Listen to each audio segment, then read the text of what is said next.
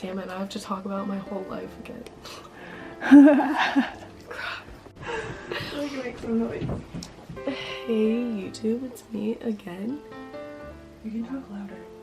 I'm scared, like... Don't be. I can't be like loud about it. It's hard to like speak out. Yeah. Hey YouTube, it's me again. And I've been gone for a really long time. Let's just say every time I wanted to come back and make videos, something wrong just started going on in my life. Because it's really hard for me to speak out about, especially because, one, I don't want people to think that I'm attention seeking. Two, because I really am doing this just to like overall, one, give you a reason why I've been gone. Another reason why is because I want to raise awareness, because I know that a lot of girls think that they don't have eating disorders, but like may or may not. I have suffered through every single one possible known to man throughout my whole life.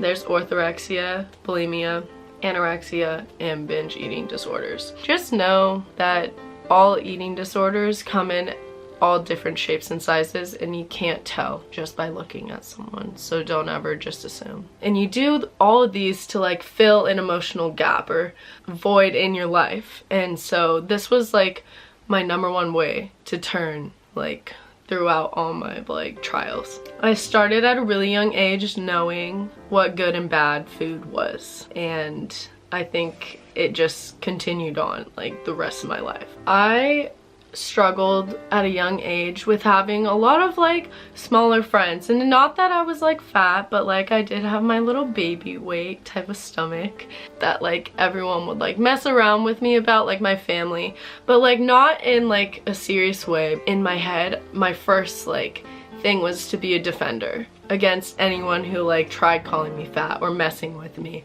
My parents were very health conscious people, and in like the best way they could have been. They weren't like rude about how I ate or anything really. They just wanted like the best for me. And I grew up in a surrounding area of knowing like what exercise and calories and all that stuff was. I think knowing what it already was at such a young age, like kind of like was always in my head, having me think about food. So anyways, I grew up with that, and then all my friends were again like the skinny mini ones, and I really compared myself to all of them. And I think that's what the problem was, and what the problem is in our society. We compare ourselves to everyone around us, and they could wear bikinis when they were younger, and I asked my mom, can I wear a bikini? And she was like, no. But the reason why she said no was because she thought it was too showy and like kind of sexual, I guess, like for a young little girl to be wearing. But you know, my instant reaction was, she thinks I'm fat. That was just like starting edge of knowing that I had body dysmorphia and was just on the defense constantly. My first eating disorder, I guess, like really transpired in 6th grade. And it was after we watched this movie about a girl who starved herself. It had some sort of weird influence on me. Like, I don't know what it was, but it just like captured my eye, and I was like, oh, she like was thin and she recovered, she was fine. I can do that too. I can stop whenever I needed to. But it was obviously out of my control if I needed help at this point. But I starved myself, mainly breakfast and lunch, and then I would eat dinner with my family, and in private and secretly I would like throw away my food, or I would fake make a meal and throw it away just to make sure my parents didn't know. So this transpired pretty much through me starting cheerleading, and I wanted to be a flyer, and you had to be thin and skinny to fly, of course, and small. So my instinct was to get really thin for it, and in 7th grade I had grown a little bit. I got 10 times more self-conscious because I was then moved to base, and I was like on a mission to do anything I could to fly again, and I still didn't fly. I felt like ripped apart by that I couldn't fly, but they put me as a base. In 8th grade, I began counting calories, and because again I wasn't a flyer, I started working out a lot, and this is when orthorexia came into place. And I started restricting my diet, eating salads, eating super healthy and being obsessed with it. I worked out 2 times a day, and sometimes I would end up binging, and then I would go and make myself throw up. And that's when my bulimia slowly started coming into my life because of orthorexia. This continued on freshman year, and I ended up turning to it 10 times more because my parents separated, and I felt isolated and really alone. So I felt like food was the only way that I could cope. So Ask FM is this one website page that came out during my freshman year that you could ask anonymous questions to people. And I remember constantly getting messages about either A, being fat, or B, being bigger than my boyfriend that I had at the time. I remember that always stuck with me.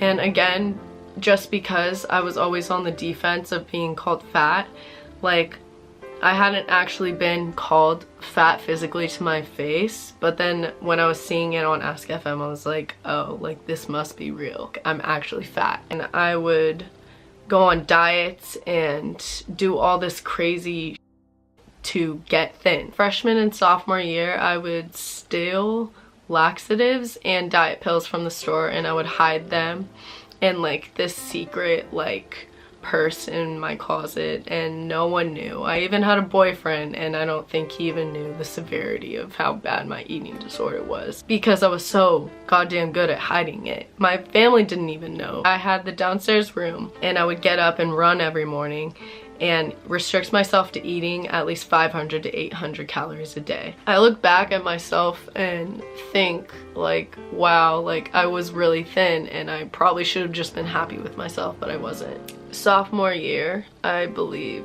was more of my binge eating phase, where I finally got a car and a license, and I could drive around and get food, and then I now had the ability to go buy things because I got an allowance, and I'd buy laxatives and a bunch of other things with cash and never like with my card. Would order pizza and finish 2 pizza boxes, normal size pizza boxes, feel like complete shit, and throw it all up. The severity of how bad it was, and when I look back, I'm just like really happy of how far I've come because it used to be so much worse. After sophomore year, because I had been orthorexic and on and off bulimic here and there, I was going into summer of my junior year of high school, and I was constantly with my boyfriend that year.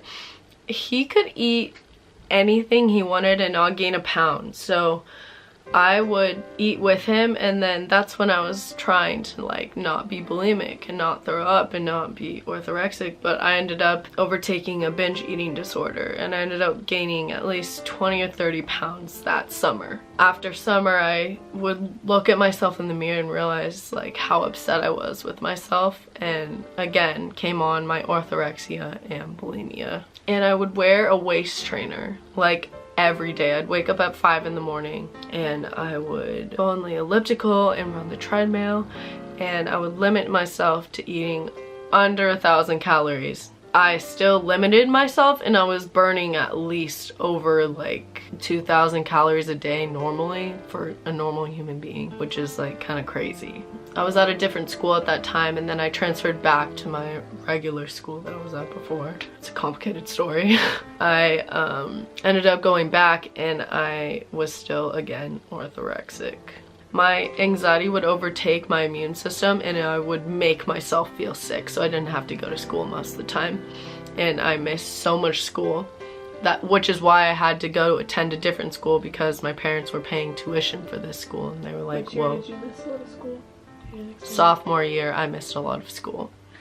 And junior year was when I had to go to school. I was like forced to go to school. Senior year, I don't want to talk about my senior year. Now we're on to around senior year. So junior year, at the end of it, I started having problems with my first boyfriend, and that summer going into my senior year was really, really hard for me because we had a lot of problems, and I think it just, everything with that breakup that came the only way I could cope with it was, again, food, and I turned to bulimia. Always, always, because it was the only way that I could like feel any emotion, and I just didn't know how to take it. It was like devastating to me. My breakup ended up being really hard, and then I ended up moving on with someone else who later pretty much helped me get into recovery, but I'm no longer with anymore either. My parents ended up actually getting back together. I wasn't upset about it, but it was an adjustment. I think it just kind of like shook the boat a little bit from what I was used to. To make it short and sweet, my senior year sucked.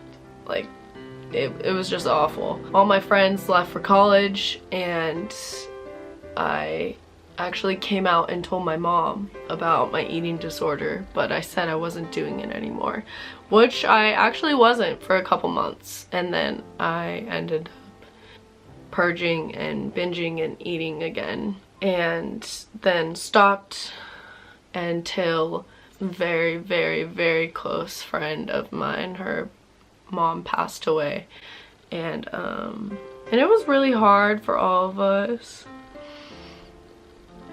Stop. I'm gonna cry. It's already pausing. I'm sad. Needed to recollect myself there. And she was my mom's best friend, and she was like a second mom to me. And she passed away really suddenly, so it was really hard on all of us. And actually, how I figured out that I probably should get help was going into my healthcare provider, and it asked specifically, did a loved one pass away this year?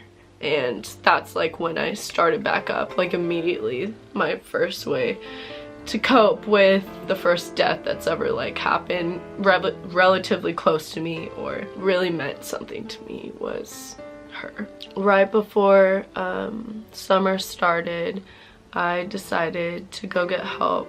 One, because I've been told to get help so many times from my healthcare provider itself, but I never made the action to. A lot of people told me, like, that I was close with, that were aware of my problem, told me to go get help, and I just didn't want to seek it out. I thought I could do it alone, but it's not wrong to not be able to do things on your own, especially when it comes to any mental illnesses, which is one of the main reasons why I made this video, because it is okay to get help, and recovery does take a while, but it is so worth it. So this summer I decided to take a break from a lot of things and kind of find myself and figure out who I am, because I'm not the person that I was when I had that eating disorder. I am absolutely not the same person. I'm not fully recovered. I can say that there's definitely hope I'm going to recover, but it will take time. I'm just really happy to have had such supporting friends and family throughout all of this, especially just like this summer. My friends have helped me grow a lot. I just don't think I'd be anywhere without them. So that's pretty much my journey of, well, my eating disorder and getting through it. I've definitely had my dark days in recovery, but they tend to get lighter. If you personally think you may or may not need help, feel free to talk to a friend or talk to an adult, or I'll leave hotlines below as well. But mental illness is very important. Thank you so much for watching my video. I swear the next one will be funnier. I hope that this helped or benefited someone at least from watching it. Bye, thank you for watching.